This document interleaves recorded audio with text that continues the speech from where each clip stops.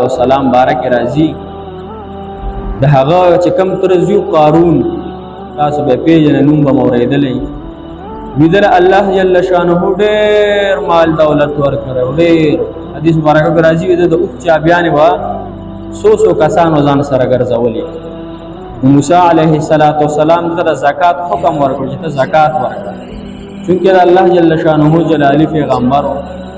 نو هغه ورته وی چې ته زما مال ته غلې تعالی ته ما صدقه کې زما مال ته غلې او ته دا وایې چې ستا دا مال به څنګه دغه شي دا خو الله جل شانه مال راکړی زه نه ورکوم د الله په لاره کې الله جل شانه په هغه غریبانانو نه تقسیموم زما مال به کم شي لکه تا دا مال چا سیوا کړی هغه الله تعالی سیوا کړی اوس الله حکم دی الله جل شانه فرقله فرمایي چې ورکا غریبانانو ته ورکا لیکن دا وی چې نه تعالی غصه درځي زما په دې دونه مال او جان نو حضرت موسی علیه السلام بارک راځي چې دا قارون چې دی نو دوته دوی چې دا موسی علیه السلام باندې مزو سو تهمت لګو دې زو سراږي رومزه کده غصه ورځي د بدی شمه ځکه چې مال خبره وته کړو چې د مال خبره کې به بدی شي به واته نه نو دا غرانګي هغه یو زنانه وکړه چې هغه د هغه کردار صحیح نو هغه زنانه وته پوهه کړله چې په د باندې بوس مونږ یو الزام لګو او تب وی چې دی موسی علیه السلام نعوذ بالله ماته هم بدفعلی کړی دا نو کله چې د غټ اختر وشوه او یاد بل یو د حکم الله جل شانه نازلو نو حضرت موسی علیه السلام بارک راځي چې هغه حکمونه خلکو ته بیانول چې څوک مطلب غلو کی هغه نه ولاس کټ کیږي څوک زینو کی هغه سنساریږي څوک پلانکای ګناو کی دا سزا ده پلانکای ګناو کی دا سزا چې کله وی چې څوک زینو کی هغه سنساریږي نو قارون ته وی کو چې دا ګناه تا پخپل کړي نو بیا هغه ته به شکا دا ګناه ما پخپل کړي زما حکم هم دغه دی چې زه سنسار کړی شم او د شریعت مسله دار چې کوم چې ناواده کړي جنایو الکی د هغوی دغه چې هغوی به کوړې وخلې کیږي اتیا کوم چې شادي شد د هغوی په سنساریږي چونکه موسی علیه السلام باندې دا خزه را پاسه ولا چې دا خزه و چې نعوذ بالله موسی علیه السلام ما سره هغه چې دین وت فعلی کړی دا هغه زنانه له قسم ورکو چې زنانه ستای د الله جل شانه په ذات باندې قسمی رښتیا خبرو کړه الله جل شانه دربار بلګي آیا ما تاسو سره حقیقتا دا فعل کړی دی کو نه دا په ما ته الزام لګي هغه زنانه الله جل شانه په ځل کې د هغه واچو یو روب به دعا کو هغه وی چې نه قارون ز لمسولې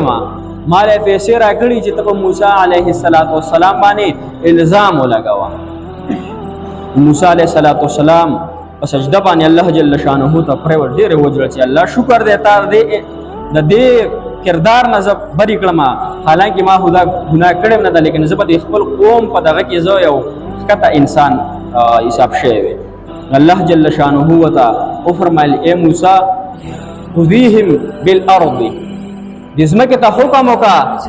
دزمکه ته حکم وکا ولمه وتی چې تا اختیار د دوی له عذاب دغه ورکول شي عذاب ورکول شي تا اختیار موسی علیه السلام خذيهم بالارض زمکه ته حکم وکا زمکه دا قارون او د ونیسا دا کم ما تحت دي کم چې دنو کې دا څوکیداران دي او کم غلامان دي کم چې د خزانه ګرځي د ونیسا نظم کې حدیث مبارک کې راځي دی پندو پر ازم کې راټینګ کو ځان خدای دا چې وی چې موسی علیه السلام معنا خطا شوی دا معنا ګناه شوی دا زما پی غواړم ما معاف کا لیکن موسی علیه السلام ډیر جلالی پیغمبر ډیر غصناک پیغمبر نو هغه نه معاف کو ځکه په هغه په انسان باندې یو تهمت ولګول شي قصدانه مدنه سونه غصي کنه په خپل ټول قوم کې هغه باندې د الزام ولګول شي هغه سونه سخت غصي نو هغه معاف نه کو بیوتی خذيهم بالارض یازمکه دی ونیسا حدیث مبارک کې راځي نامه پورېږي اخره کې وتی وی چې خذيهم بالارض وینیسا د سره پورې ونیسا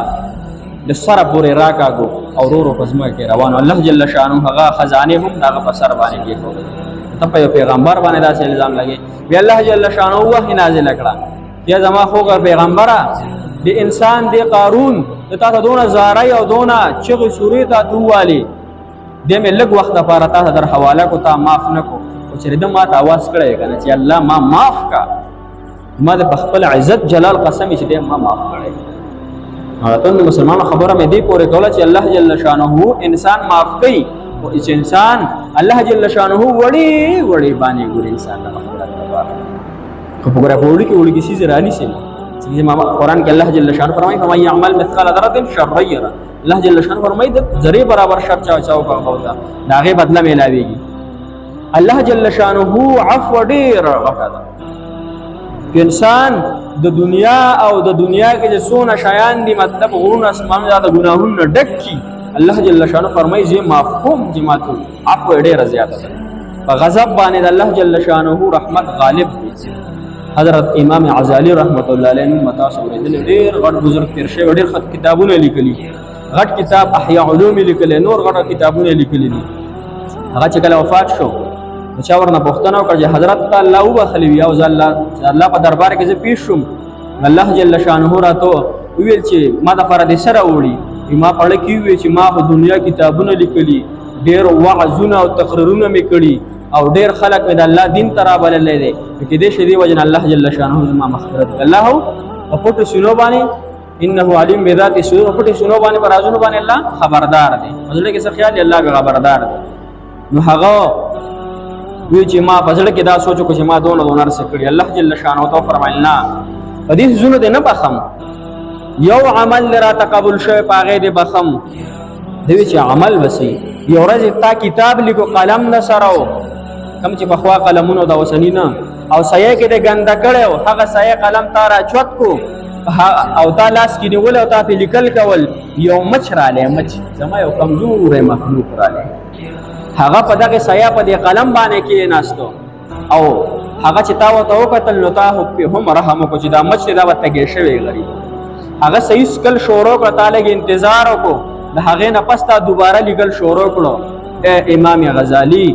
دقه کم چې تا تاخير کړي کم چې تا زما په مخلوق باندې رحم کړي دا غوځ نه زستا ما مغفرت نشي. الله جل شانه دون غفور رحیم ذات ته وړي وړي باندې ګورو چې منګه هم د الله جل شانه د دین قدردانی او د الله جل شانه د ذات قدردانی هر ته